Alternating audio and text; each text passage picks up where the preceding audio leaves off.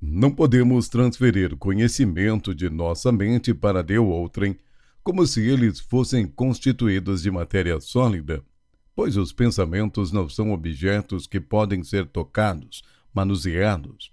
As ideias têm que ser pensadas na outra mente, as experiências revividas pela outra pessoa. John Milton Gregory. A lei da atividade. Nossa tarefa como comunicadores não é tentar deixar os outros deslumbrados conosco, mas causar um impacto. Também não é apenas convencê-los, é transformá-los. A prática da educação cristã hoje em dia tem sido por demais passiva. E isso é uma incongruência, pois o cristianismo é a mais revolucionária força do planeta. Ele transforma vidas. E, no entanto, ao trabalhar com esta força revolucionária, nós nos colocamos numa firma em concreto. A atitude média dos crentes é muito bem expressa no hino que diz: como era no princípio, assim é hoje e sempre será. As próprias igrejas muitas vezes opõem certa resistência às mudanças que elas mesmas deveriam promover.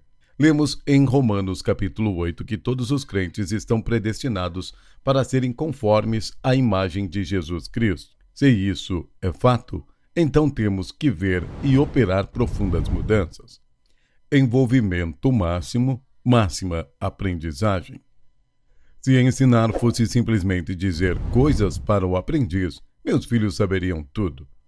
Já lhes disse tudo o que eles precisam saber. Provavelmente todos os pais fazem o mesmo. Até imagino um pai berrando com o filho adolescente: menino, quantas vezes eu já lhe disse isso? Ao que o garoto responde com ar indiferente: sei não, pai, o computador estragou. Mas o processo, ensinar, aprender, não se resume nisso. Vai muito além. A lei da atividade é a seguinte: quanto maior o nível de envolvimento no processo de aprendizagem, maior o volume de conteúdo aprendido. Isso é verdade, mas com uma condição. A atividade em que o aprendiz está envolvido deve fazer sentido para ele. Disso se deduz um importante princípio do ensino.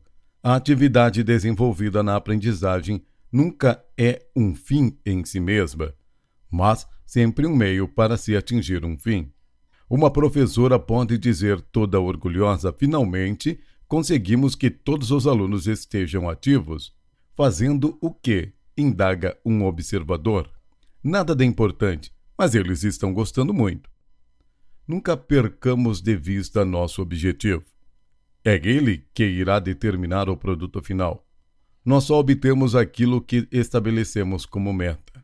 Durante alguns anos, participei de uma organização que não possuía um objetivo definido e já existia há 25 anos.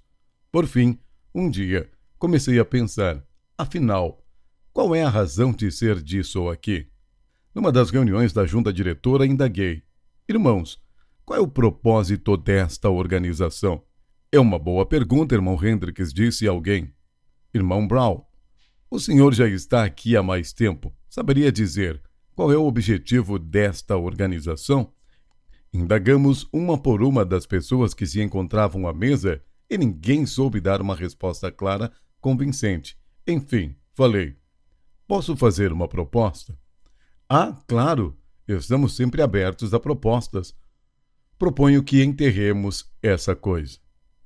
Meu irmão Hendricks, já estamos funcionando há 25 anos. Pois é essa a razão para a sepultarmos. Abandonei a organização, mas eles ainda estão lá. Que objetivo? Não sei. E nunca vou saber. Quando falamos em atividades com objetivos definidos, referimos-nos a atividades adequadamente programadas. Pensamos um instante nas 3 afirmações abaixo e vejamos como podemos melhorá-las. 1. O exercitamento leva ao aperfeiçoamento. 2. A experiência é o nosso melhor mestre. 3. É fazendo que se aprende. Para começar, a afirmação número 1 é falsa. Na verdade, o constante exercitamento numa atividade não produz necessariamente aperfeiçoamento. Ele forma um hábito. Se uma pessoa joga tênis ou peteca, por exemplo, mas exercita-se de maneira errada, pode praticar aquele esporte anos a fio e nunca irá melhorar sua técnica. Ela precisa da orientação de um técnico para mostrar-lhe como deve girar o pulso ou segurar a raquete, etc. Só assim poderá aperfeiçoar-se. Portanto, aquela afirmação seria mais exata se expressasse o seguinte: o exercitamento adequado orientado leva ao aperfeiçoamento. Quanto à afirmação de número 2, também é incorreta. Fato que a experiência é o melhor mestre, mas não é necessário que uma pessoa experimente drogar-se cocaína para se conscientizar de seu poder destrutivo. Aliás, muitos dos viciados nessa droga não estão convencidos dos perigos dela. Assim, a melhor maneira de se dizer isso seria: uma experiência adequadamente avaliada é nosso melhor mestre. Até onde estou informado, a primeira pessoa a fazer a afirmação do número 3 foi Platão. E é verdade. É fato que se aprende, mas aprende-se também a fazer coisas erradas. Então, esse pensamento seria mais bem expresso da seguinte maneira: é fazendo as coisas certas que aprendemos o que é certo. Na realidade, às vezes aprendemos também fazendo as coisas erradas, mas esse tipo de aprendizado é mais destrutivo do que construtivo. Existe, de fato, uma relação direta entre fazer e aprender. Quanto maior for o envolvimento pessoal do aprendiz, mais possibilidade ele tem de aprender. Aprende mais quem participa mais. Participa aquele que não se limita a assistir um jogo da arquibancada, mas se envolve nele de corpo e alma e, acima de tudo, aprecia muito mais do que quem está de fora. Suponhamos que eu me proponha a ensinar alguém acerca da Terra Santa e lhe ofereça 3 opções. Primeiro, assistir a uma palestra sobre o lugar. Não rejeitemos esta possibilidade logo de saída. Sou autoridade no assunto que estudo há muitos anos. Posso oferecer-lhe informações históricas e arqueológicas que poderiam deixar o aluno deslumbrado. A segunda opção seria apresentar-lhe uma série de slides sobre a Terra. Tem algumas fotos maravilhosas que, acompanhadas de um belíssimo fundo musical, o deixariam encantado. E a mostra iria encerrar-se com uma vista de um pôr do sol no Mediterrâneo. A terceira opção seria uma viagem à Terra Santa em minha companhia e ver todos os lugares por si mesmo. Acho que sei qual dessas opções todos prefeririam. Faço e tudo muda. Essa lei da atividade é confirmada por muitas pesquisas modernas na área de psicologia educacional e também por um velho provérbio chinês que diz o seguinte: ouço e esqueço, vejo e guardo na memória, faço e compreendo. Eu ainda acrescentaria mais uma coisa a esse provérbio. Na minha opinião, quando nós fazemos alguma coisa, o resultado não é apenas compreender, não. Nós mudamos também. Dizem os psicólogos que podemos reter até 10% do que ouvimos. Esse percentual aponta só o potencial, não o que retemos de fato.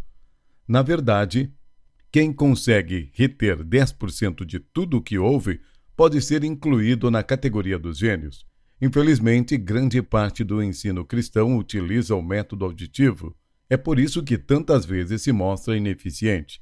Mas, segundo a psicologia, se além de ouvir também vemos, podemos reter até 50% daquilo que presenciamos. É por isso que o método audiovisual é tão importante. Nossa sociedade é toda dirigida para conhecer através da visão. A média dos meus alunos no seminário, em seus anos escolares, passou mais tempo assistindo à televisão do que estudando numa sala de aula. É uma superdose de televisão que pode ser mortal, pois instila seu veneno de forma sutil e abrangente. E como a união do áudio com o visual tem forte poder de penetração na mente, quem assiste à televisão por longo tempo pode ir sofrendo lentamente uma lavagem cerebral e acabar se convencendo de que tudo o que é dito ali é verdade. Vamos acrescentar o fato de fazer aos de ver e ouvir. A psicologia ensina que a aplicação conjunta dos três eleva a porcentagem de retenção para 90%. E depois de haver ensinado durante várias décadas em curso de graduação, estou convencido de que isso é fato. Nesses 35 anos em que leciono no seminário o curso sobre como estudar a Bíblia sozinho, nunca dei uma prova. Os outros professores não compreendem como alguém pode trabalhar assim. Afinal, como é possível ministrar um curso sem avaliar por meio de exames? Muito simples. É só conseguir que os alunos se envolvam ativamente no processo de aprendizagem. Logo no início, percebi que não é difícil para eles decorar o conteúdo dado e depois colocá-los perfeitamente no papel. E aí lhe damos a nota máxima. Maravilha! Mas se aplicamos a mesma prova 3 dias depois, já terão esquecido tudo e não serão aprovados, nem mesmo se a vida deles depender disso. Mas com o processo de envolvimento é diferente. Tive a ocasião de testar estes alunos 25 anos depois e descobri que ainda estão utilizando os mesmos princípios de estudo bíblico que aprenderam em minhas aulas e que nunca tiveram de memorizar, aprenderam na prática, pelo processo da atividade. O mesmo princípio se aplica a outros aspectos da vida cristã. A melhor maneira de se aprender a testemunhar, por exemplo, é testemunhando e não lendo livros sobre o assunto. Já leu algum livro sobre evangelismo? Eles sempre trazem muitas ilustrações. Uma pessoa vai viajar de avião, acomoda-se em seu assento e 15 minutos depois seu companheiro do lado está salvo. Passa-se mais meia hora e ele já ganhou toda a fileira em que está sentado. 1 hora depois, todos os atendentes de cabine já receberam a Cristo. E quando o avião chega ao seu destino, todos os passageiros estão salvos. A maioria dos crentes lê isso e pensa, tenho que fazer a mesma coisa. E na primeira oportunidade tenta pôr em prática o que leu no livro, e é um fracasso total. Resultado, sente-se derrotado e pensa, acho que não tenho dom para evangelismo. Não. Para se aprender a evangelizar é preciso evangelizar, começar a praticar. É a melhor maneira de se aprender a fazer qualquer coisa. Na Bíblia, a verdade e a vida prática estão sempre ligadas. Gosto muito do que Paulo diz a Tito, capítulo 1, versículo 1.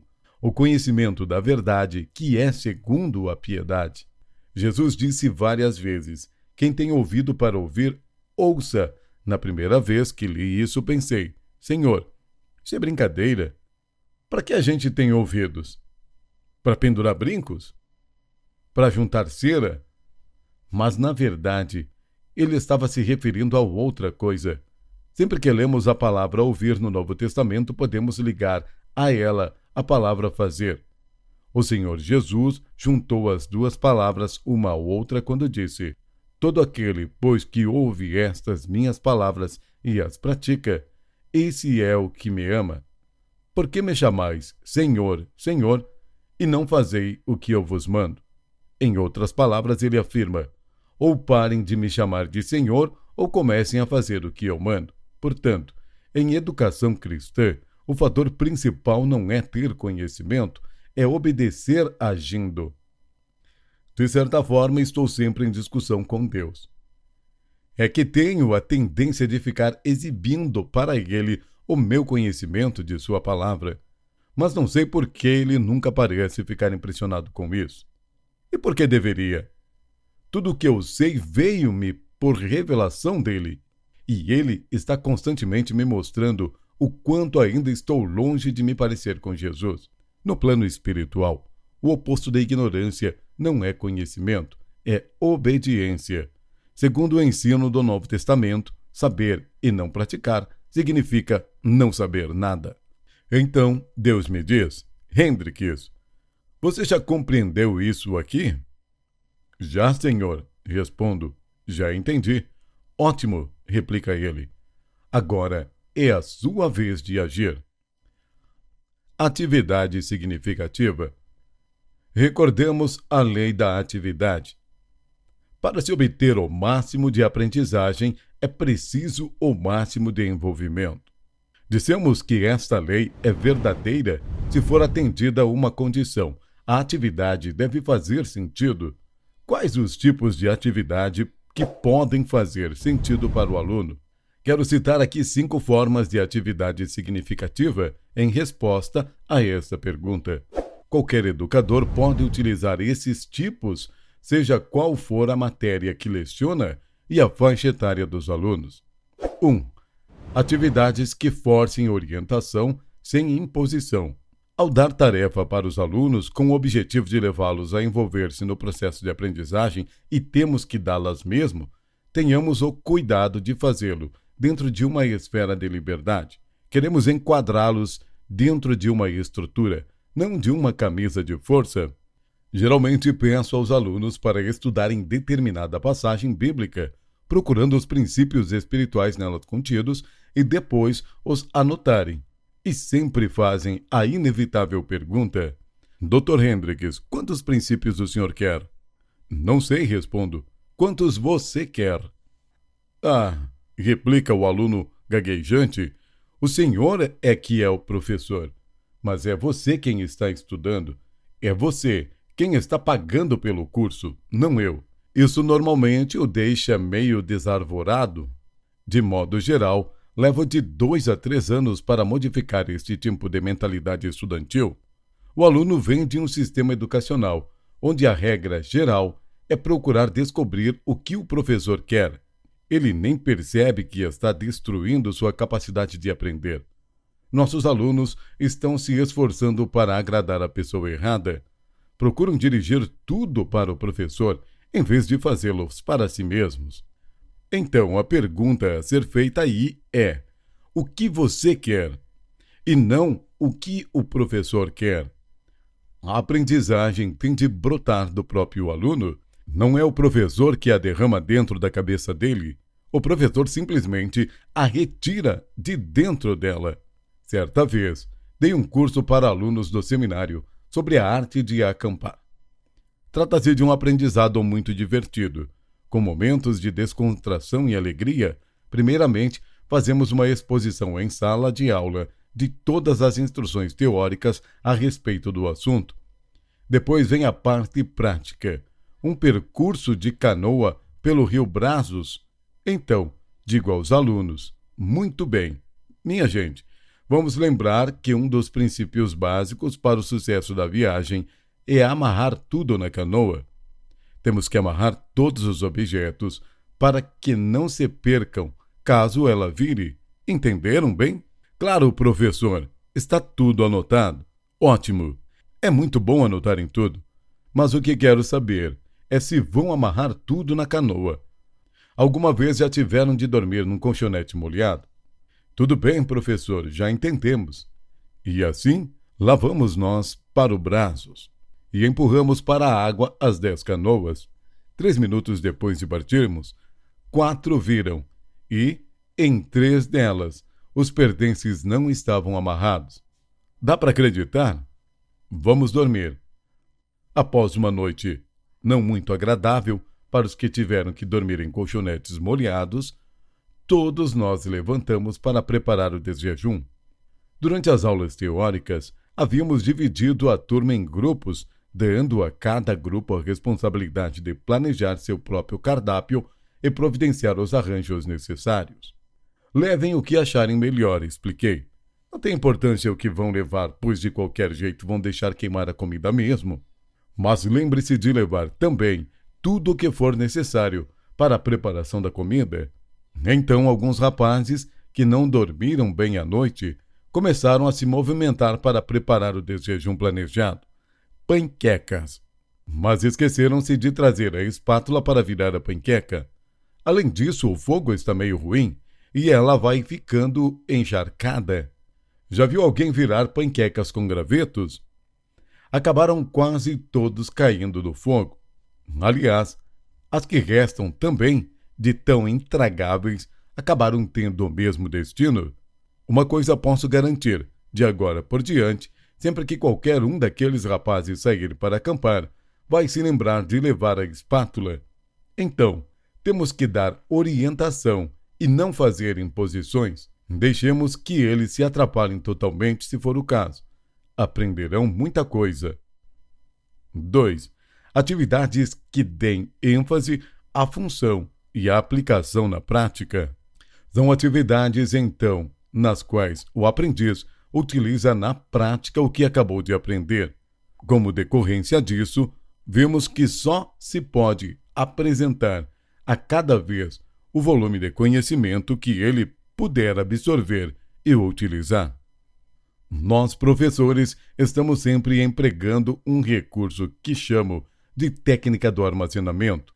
Temos a seguinte mentalidade: tenho que dar a eles toda essa informação e dar agora, e então propomos-nos a despejar conhecimentos neles. Poderíamos chamar este método também de hambúrguer a ventilador.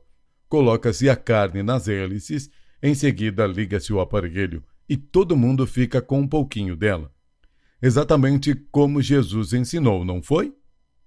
Lembre-se daquela ocasião em que ele disse aos discípulos: olhem aqui, vou permanecer com vocês apenas 3 anos e então é bom absorverem tudo isso agora. Não, é claro que não foi assim. Jesus, que era a personificação da verdade, nunca agiu desta forma. Aliás, o que ele disse aos discípulos foi: tenho ainda muito que vos dizer, mas vós não podeis suportar agora. Quando vier, porém, o Espírito da verdade, ele vos guiará a toda a verdade. 3. Atividades com objetivo definido. Como já dissemos, é o objetivo que vai determinar o resultado. Nós conseguimos aquilo que perseguimos como meta. Lembremos de uma coisa: nada de atividade só pela atividade. Não devemos dar para os alunos atividades para as quais não tenhamos objetivos claros. Se existe uma coisa que o ser humano detesta, é trabalhar por trabalhar. E é por isso que, sinceramente, grande parte de nossas revistas de escola dominical seria mais bem aproveitada se fosse usada para acender fogo. Se a matéria que ensinamos contém requisitos tais como a leitura de determinados livros, trabalhos por escrito ou pesquisa, é bom nos perguntarmos: qual o meu objetivo nisso? O que os alunos vão aproveitar ao ler esses livros ou redigir esses trabalhos? Será que escrever algumas páginas e ler alguns livros ajudará a melhorar a formação deles?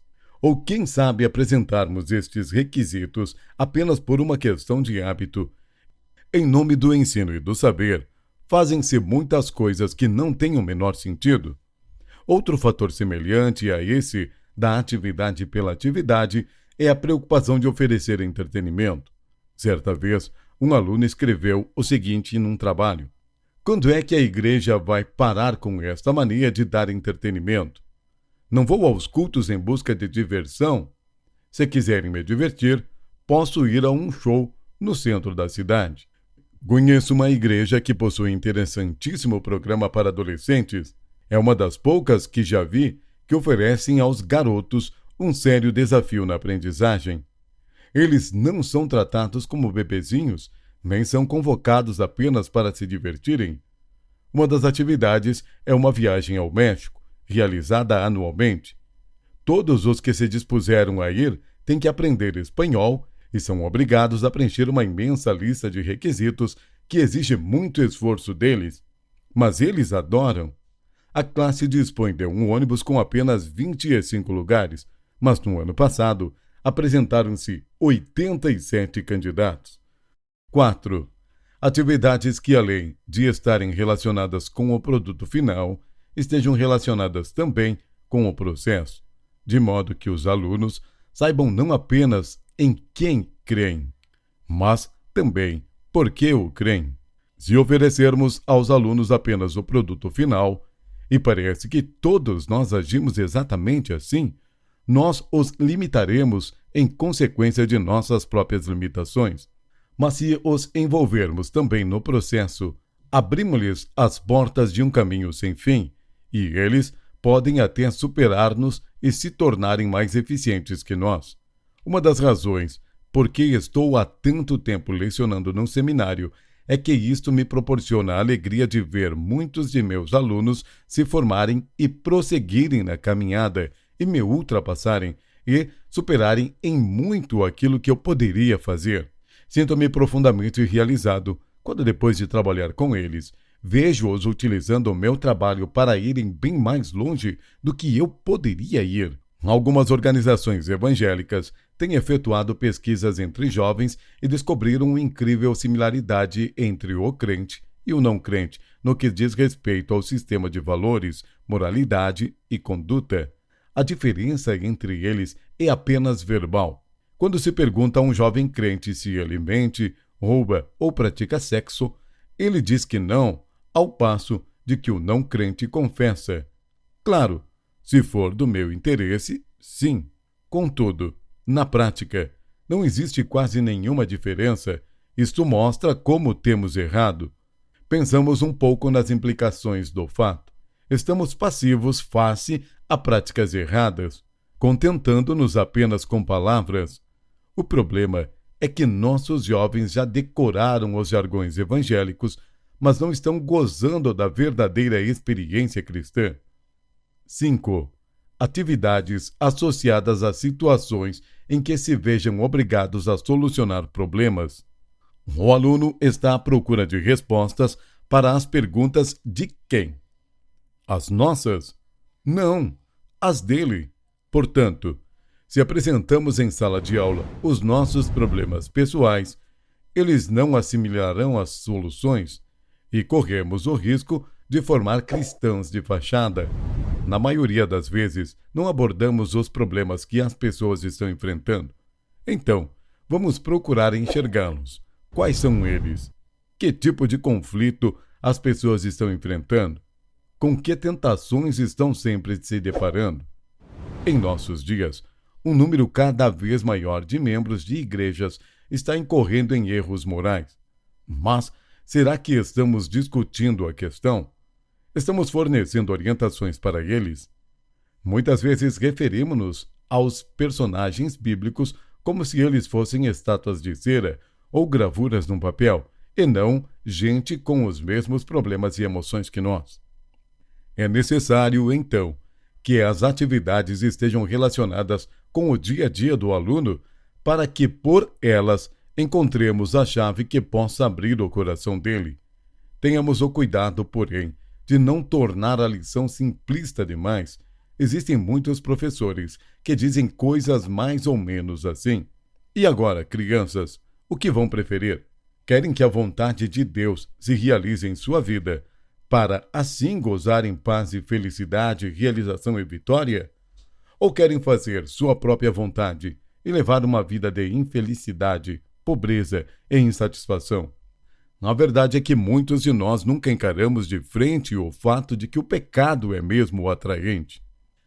Avançar. O leitor deve estar lembrando de que dissemos que a aprendizagem é um processo.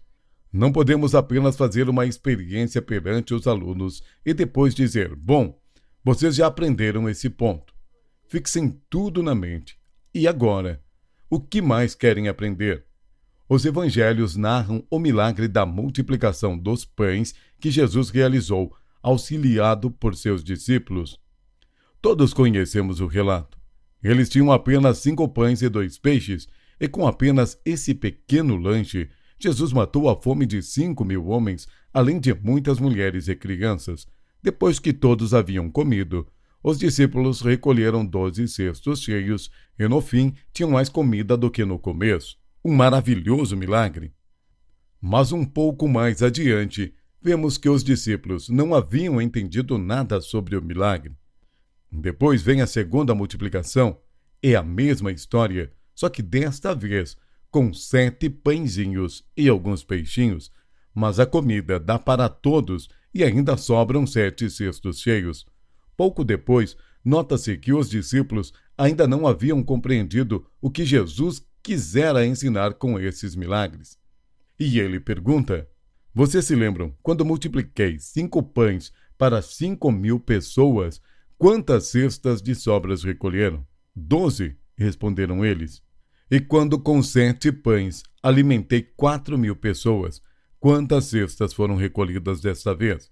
7, disseram. Então, Jesus lhes indaga: como não compreendeis?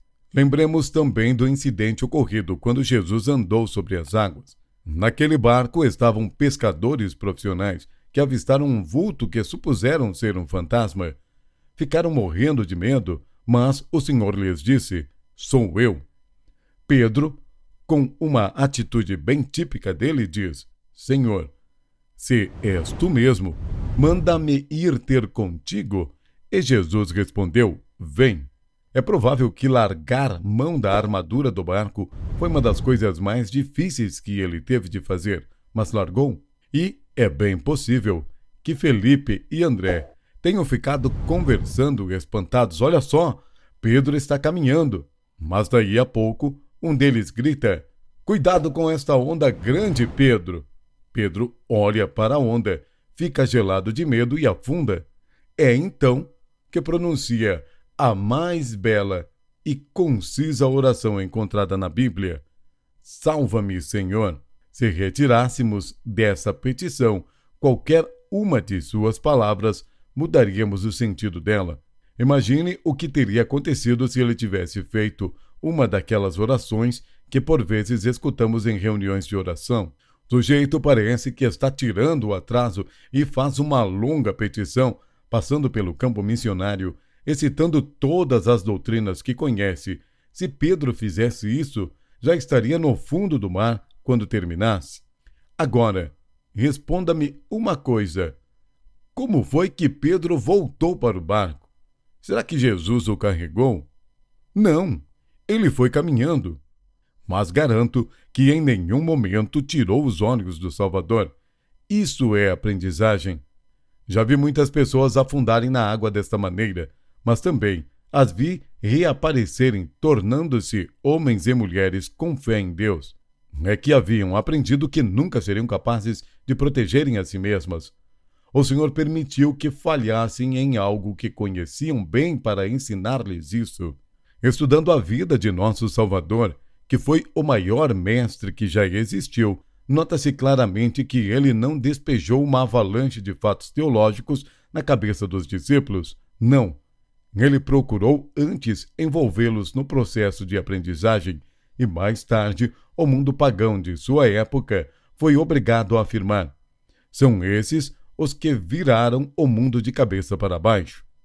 Esse é o desafio que se acha diante dos que exercem o ministério de ensino cristão em nossos dias, quando este século está prestes a encerrar-se. Para pensar, algumas perguntas para o professor fazer uma avaliação de seu desempenho pessoal ou usar como tema de debate com outros professores. Até que ponto dos seus alunos estão de fato envolvidos no processo de aprendizagem? Quais os que parecem estar mais envolvidos? Por que, em sua opinião, esses estão mais envolvidos do que os outros? Quais os que parecem menos envolvidos? E por que não participam mais? 2. Pense em 3 alunos de sua classe que sejam bem típicos deste grupo. E, em seguida, procure imaginar quais as atividades de que poderiam gostar mais, ao ar livre ou dentro da sala. Essas atividades podem dar-lhe ideia de como poderia tornar o processo de aprendizagem mais agradável e eficiente para os seus alunos. 3. Saberia apontar que tipo de atividades poderiam dificultar em vez de favorecer uma aprendizagem eficiente? Bom, meu irmão, se você chegou até aqui nesse vídeo, eu quero te fazer uma pergunta. Alguma vez você já foi convidado para pregar e você ficou perdido sem saber como se preparar, como preparar o seu sermão? Ou de repente você até escolheu o texto, você orou, né? E escolheu o texto, mas depois quando você ficou diante do papel, você ficou travado, sem conseguir ali desenvolver e organizar as ideias para te ajudar no momento que você estivesse na frente da igreja para entregar o seu sermão? Se alguma vez já aconteceu isso com você, eu quero convidar você a participar do meu curso chamado Curso Cartilha do Pregador. É um treinamento online para capacitar você, para te oferecer ferramentas para a construção do seu sermão ou do seu estudo bíblico. E não só isso, não. Você vai aprender essas ferramentas e você vai aprender a como apresentar o seu sermão com muito mais desenvoltura para os seus ouvintes. Se você também se interessa por isso e você quer se aperfeiçoar para realizar o seu ministério com ainda mais excelência, clica no link abaixo desse vídeo aqui na descrição e eu te vejo na nossa primeira aula. Um grande abraço e que Deus te abençoe.